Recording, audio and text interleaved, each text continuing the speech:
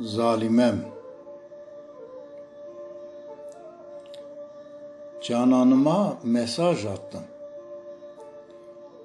Vurdum kafayı da yattım. Uğruna dünyayı sattım. Bilir misin zalimem?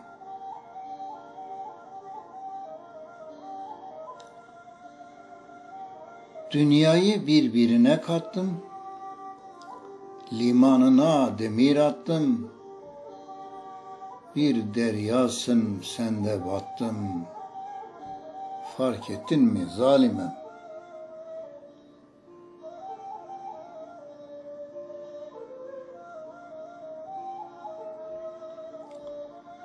Kısa mı uzun mu boyun? Çingenece senin huyun. Seviyorum herkes duyun. Sen de duy be zalimem.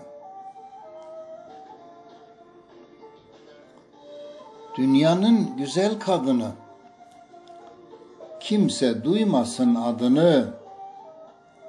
Aldım senden aşk tadını. Anlar mısın zalimem?